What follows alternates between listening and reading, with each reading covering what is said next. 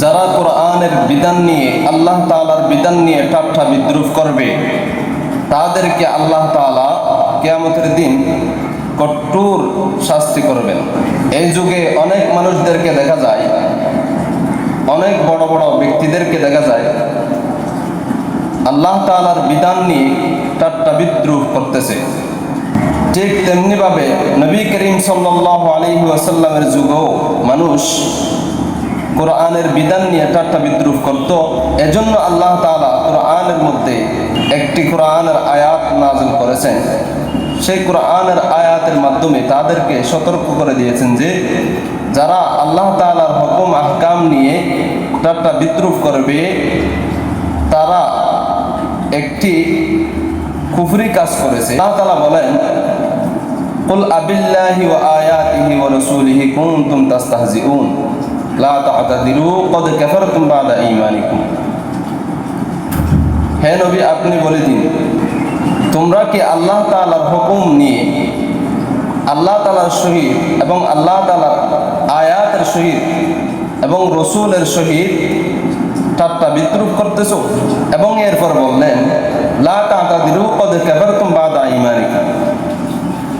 আল্লাহ নবীকে আরো জানায় দেওয়া হলো, যখন এ হুকুমে কথাটি তাদের সামনে বলবেন তখন তারা উজর খাওয়াকি করবে। তারা বলবে যে আমরা তো এইরকম কথা বলিনি, সেরকম তারা উজর খাওয়াকি করবে। কিন্তু আল্লাহ তাআলা বলেন, লা তা'তাদিরু ক্বাদ কাফারতুম বা'দা ঈমানিকুম। তারা যে উজর খাওয়াকি করবে, মুনাফিকরা উজর খাওয়াকি করবে, সে উজর খাওয়াকিকে আপনি গ্রহণ করবেন না, বরং তারা ঈমান আনার পরে একটি কুফরি কাজ করেছে, কুফরি কাজের মধ্যে লিপ্ত হয়েছে, সেটা মানুষদেরকে বলে দাও।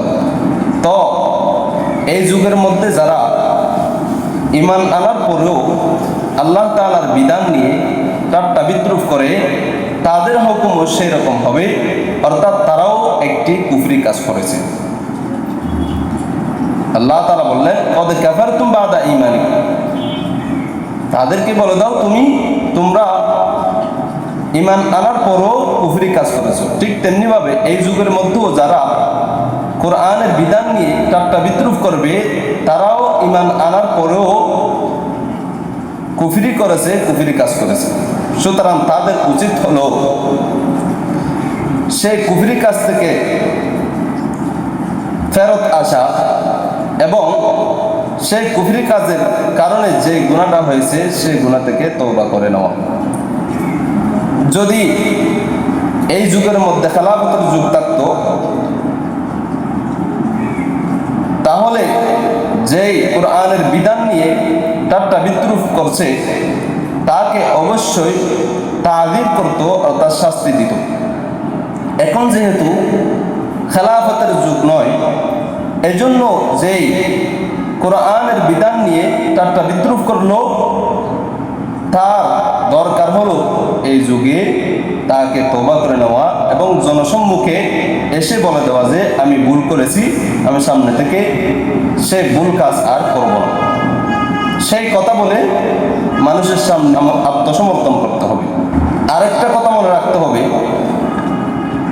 যে ব্যক্তি একটা বড় মজলিসের মধ্যে, যেমন সংসদ, যেমন বড় বড় মাহফিল, যেমন বড় মুসলমানদের এক দলের সামনে যদি কোনো একটা কুফরির কথা বলে, সে যেন পুরা বিশ্বের মুসলমানদের সামনে সেই কুফরির কথাটা বলবে। ঠিক তেমনিভাবে আমাদের যুব অনেক বড় বড় লোকেরা মাথায় টুপি রেখে মুখের মধ্যে দাড়ি রেখে কুফরি কথা বলতেছে। সেই কুফরি কথাটা জনসম্মুখে না বললেও সংসদে বলার কারণে সেটা পুরো বিশ্বের মুসলমানদের সামনে বলেছে বলে গণ্য করা হবে। সেই জন্য আমরা বলি, যারা সেরকম কোরআনের বিধান নিয়ে ঠাট্টা বিদ্রুপ করেছে তাদের উচিত দ্রুতভাবে তওবা করে নেওয়া এবং জনসম্মুখে এসে সেটা আত্মসমর্পণ করা। পর্দা করা এটাও একটা আল্লাহ তাআলার বড় বিধান। আল্লাহ তাআলা আমাদেরকে যে বিধানগুলো দিয়েছেন সেগুলো থেকে একটি বিধান। কেন আল্লাহ তাআলা কোরআনের মধ্যে বলেন, ওয়াকুল লিল মুমিনাতি ইয়াগুদুদনা মিন আবসারিহিন্না ওয়াহফাযনা ফুরুজাহুন্না ওয়ালা ইউবদিনা যিনাতাহুন্না ইল্লা মা যাহারা মিনহা। নবী করিম সাল্লাল্লাহু আলাইহি ওয়াসাল্লামকে আদেশ দিলেন, আপনি বলে দিন যারা মুমিনাত আছে তারা যেন নিজের চক্ষুকে হেফাজত রাখে, নিচে রাখে, এবং তারা যেন নিজের শরমগাহকে, নিজের লজ্জাস্থানকে হেফাজত করে, এবং আরো বলে দেন তারা যেন নিজের সৌন্দর্যকে মানুষের সামনে প্রকাশ না করে। এই যুগের মধ্যে চেহারা খোলা রাখা এটাও একটা জিনত, সৌন্দর্য জাহের করার মধ্যে থেকে হয়েছে। কারণ এই যুগের মানুষ মহিলাদেরকে দেখতে গেলে, বউ হিসাবে দেখতে গেলে অবশ্যই তার চেহারাটা ভালো করে দেখে। এজন্য চেহারার মধ্যে অনেক সাজগোজ করে মহিলারা থাকে। এজন্য সেটাও এই যুগের জন্য একটি সৌন্দর্য জাহের করার মধ্যে থেকে হয়ে গেছে।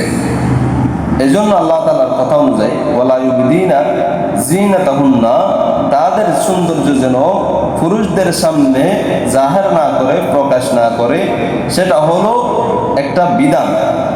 সুতরাং যারা হেজাব পড়ে না তাদের জন্য এটাও একটি মারাত্মক গুনার মধ্যে অন্তর্ভুক্ত। কারণ সেটার দ্বারা পুরুষরা মজা ভোগ করতেছে, পুরুষরা সেটার দ্বারা উপকৃত হচ্ছে, তারা সেটার দ্বারা স্বাদ গ্রহণ করতেছে, সেটার দ্বারা পুরুষরা সেই মহিলার দিকে আকর্ষণ হচ্ছে।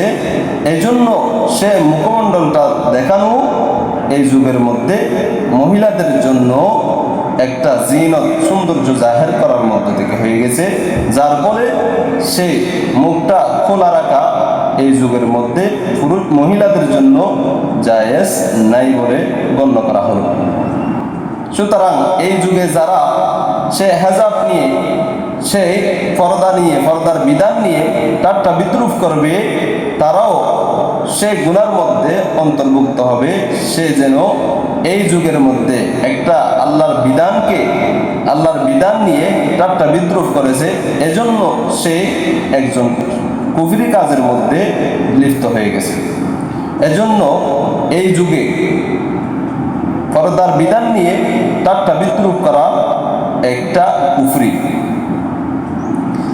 আবার এটাও মনে রাখতে হবে যে কুফরি করলো সে কাফের হয়ে গেল সেরকম নয়,